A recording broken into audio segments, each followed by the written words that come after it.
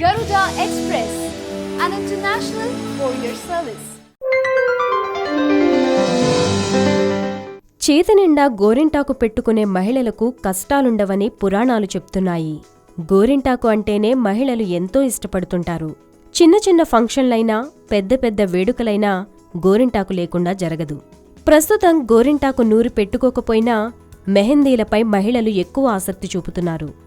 పెళ్లిళ్లకు ముందు మెహందీ ఫంక్షన్ గ్రాండ్గా నిర్వహిస్తున్నారు. అలాంటి గోరింటాకు ఎందుకంత ప్రాశస్త్యమైందంటే గోరింటాకుకు సీతమ్మ తల్లి వల్లే ఇంత గొప్పతనం లభించిందని పురాణాలు చెప్తున్నాయి. రావణుడిని సంహరించి రాముడు సీతమ్మను రక్షించి తన వెంట తీసుకెళ్లేందుకు వచ్చినప్పుడు ఆమె ముఖంలో సంతోషం వెల్లివిరిసింది. అప్పుడు సీతాదేవి రాముని వద్ద అశోకవనంలో తానున్నంతకాలం ప్రతిరోజూ తన కష్టాలను గోరింటాకు చెట్టుతో చెప్పుకున్నానని తెలిపింది. ఈ గోరింటాకు చెట్టుకు తాము ఏదైనా చేయాలని కోరింది. ఇందులో భాగంగానే సీతమ్మ గోరింటాకు చెట్టును వరం కోరుకోమంది. అయితే గోరింటాకు చెట్టు మాత్రం తనకు ఎలాంటి వరాలొద్దని చెప్పింది.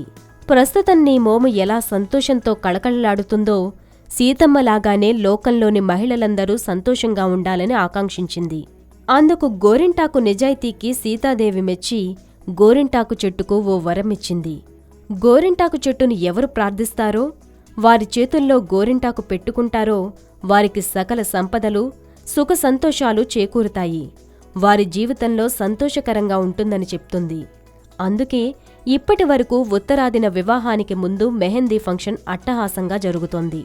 ఇందుకు కారణం శ్రీ మహాలక్ష్మి ఆశీస్సులు వధూవరులకు, వివాహంలో పాల్గొనే బంధువులైన మహిళలకు లభిస్తుందని విశ్వాసం.